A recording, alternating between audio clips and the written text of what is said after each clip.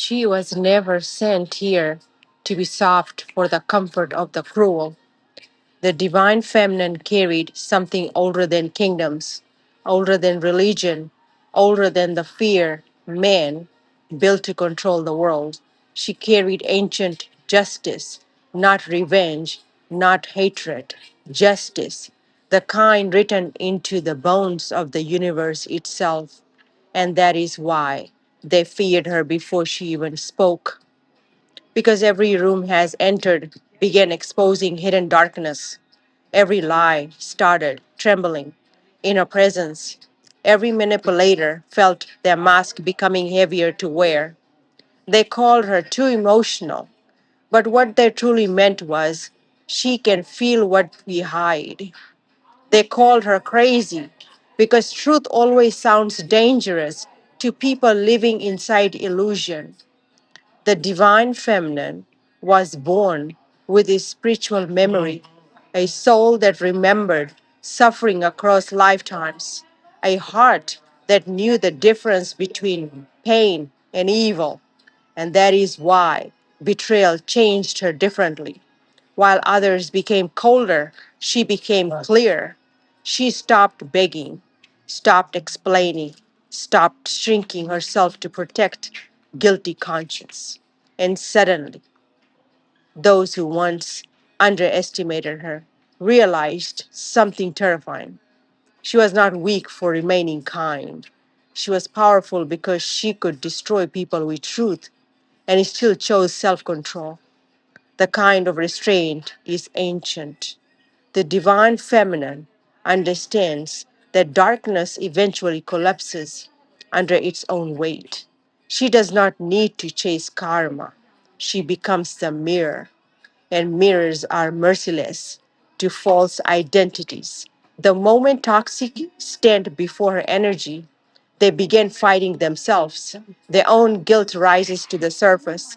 Their own emptiness starts echoing louder because ancient justice does not scream, it reveals. That is why many enemies obsess over the divine feminine after losing access to her. Her silence becomes psychological warfare. No reaction, no revenge, no chaos, just absence. The absence forces people to confront who they became. The divine feminine walks away, carrying grief quietly. But the people who harmed her often carry something worse, exposure. Because once someone encounters a soul aligned with divine truth, their own distortions becomes impossible to ignore forever. She's not here to fit into a broken world. She's here to end cycles, to break inherited cruelty, to expose manipulation disguised as love, to protect innocent without losing her soul. And when she finally rises after heartbreak, after betrayal, after spiritual warfare, she no longer moves like someone searching for approval. She moves like ancient justice returning to earth, calm, untouchable, watchful, like the moon witnessing every hidden thing done in darkness. And that's terrifying part. She no longer needs to prove who she is because truth carries its own presence. The divine feminine does not chase power, she remembers it. She walked with storms behind her eyes, yet spoke as softly as the rain, a sacred calm, a hidden fire, forged through lifetimes filled with pain. They mistook her grace for weakness, her silence for surrendering light, never knowing ancient justice was sleeping underneath the night. The moon remembered her true name. The stars bowed low when she would rise, for she was born from sacred ruin. Truth reflected in her eyes, and every lie feared her presence, though she never raised her voice, because divine souls carry mirrors, and mirrors leave no place for noise. She did not curse those who betrayed her.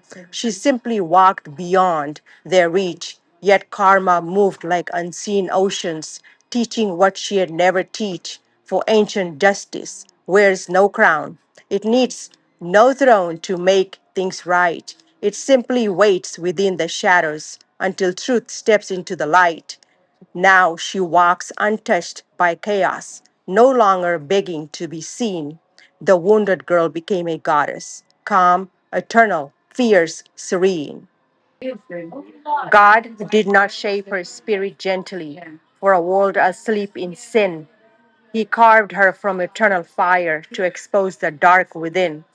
Not born to entertain deception, nor kneel before corrupted kings, she came carrying divine warning beneath her quiet, watchful wings, for a hell that built its fragile kingdoms through fear, illusion, lust, and pain. But heaven sent a soul among them to break the ancient serpent's chain, and Satan laughed when she was wounded, thinking suffering made her weak, never knowing every heartbreak was teaching heaven to speak. They tried to bury her silence, tried to poison how she shined. But God had written resurrection deep within her soul and mind. Now demons tremble at her presence, not because she screams or fights, but because divine truth follows every step she takes at night. She became the reckoning walking, a mirror darkness cannot escape. For evil fears the ones God chooses to tear illusion from its shape. And when she finally knows her power, when fear no longer clouds her path, even shadows start collapsing before the holiness of wrath. For God did not create her merely to survive what evil planned. He created her as judgment, heaven's fire in human hands. Amen.